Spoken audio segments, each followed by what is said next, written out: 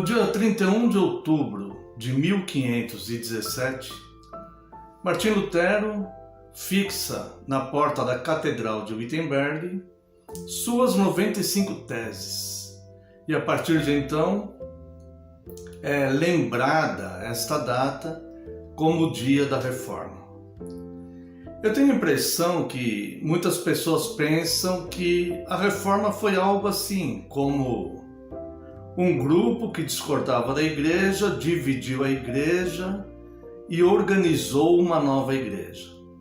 Não, na verdade não foi isso que aconteceu. A Reforma, ela não só corrigiu a igreja, mas ela trouxe novamente o consolo e a providência de Deus para as pessoas, para a sociedade. Quando nós lemos sobre a Reforma, seja por estudarmos uma questão histórica, por uma aula escolar, ou até mesmo dentro da igreja, nos nossos estudos históricos, nós temos a tendência de ler mecanicamente o que houve. Mas, na verdade, no período que antecedeu a Reforma, as pessoas, a sociedade estava sofrendo muito. E eu tenho para mim que a melhor forma de nós entendermos o sofrimento das pessoas é nos colocarmos no lugar delas.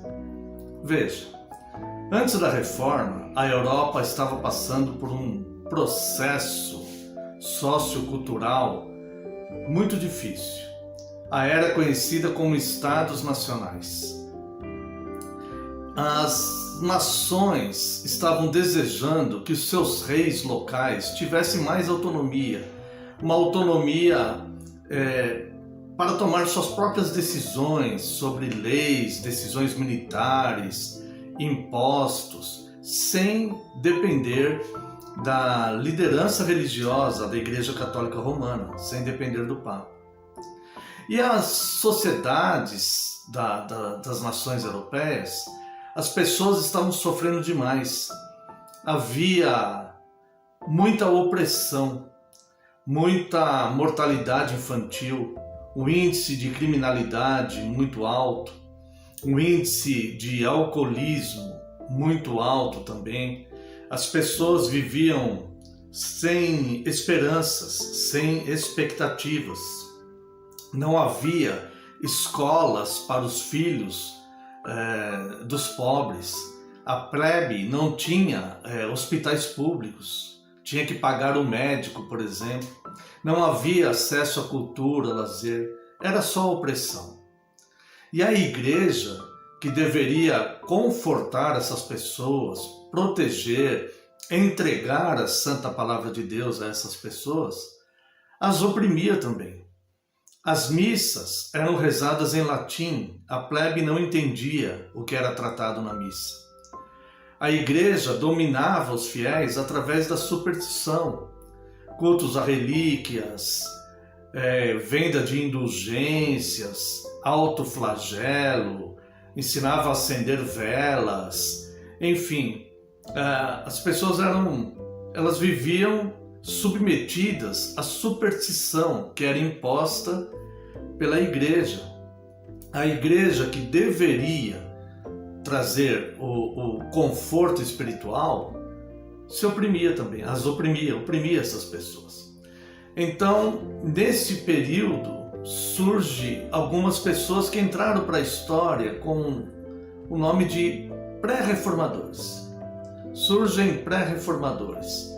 Eram padres, cardeais, bispos da Igreja Católica Romana que não concordavam com os rumos que a Igreja tinha tomado, com os desvios que a Igreja tinha tomado ao longo dos séculos.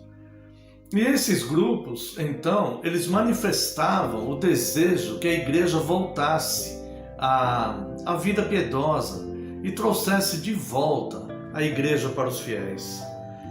Entre esses pré-reformadores, eu quero mencionar John Wycliffe, John Hus, Thomas Kempis,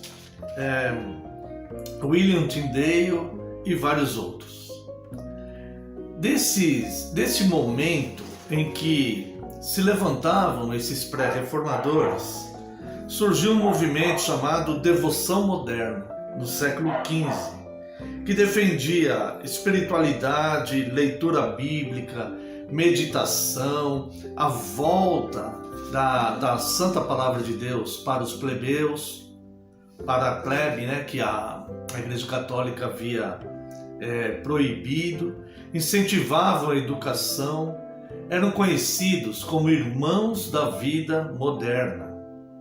Este movimento da devoção moderna deixou uma excelente obra, um livro chamado A Imitação de Cristo, de Thomas Kempis. E eu quero deixar com você aqui um pequeno trecho deste livro, A Imitação de Cristo, que representa bem como viviam as pessoas durante o período que antecedeu a Reforma. Thomas Kempis, neste livro, ele diz o seguinte: os dias deste tempo são curtos e maus, cheios de dores e angústias. Neles se vê o homem manchado de muitos pecados, enredado em muitas paixões, angustiado de muitos temores, inquietado com muitos cuidados, distraído com muitas curiosidades, emaranhado em muitas vaidades, cercado de muitos erros, oprimido de muitos trabalhos, acossado por tentações, enervado pelas delícias, atormentado pela penúria. Este livro, ele descreve bem, esse trecho descreve bem como estava a vida da sociedade, como as pessoas estavam sofrendo neste período. Até que, após esse ato de Martim Lutero, em 31 de outubro de 1517, surgem outros reformadores, como Zwinglio, Calvino, Beza, Academia de Genebra. A Bíblia volta novamente às pessoas, o serviço piedoso volta novamente. As pessoas voltam a serem cuidadas pelos oficiais da igreja.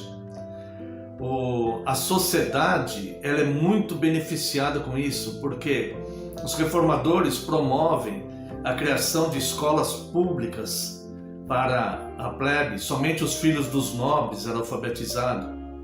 Os filhos dos pobres começam a ser alfabetizados também. Os hospitais públicos, as universidades públicas, os laboratórios científicos que desenvolveram vacinas, criação de remédios para tantas doenças que matavam as pessoas prematuramente.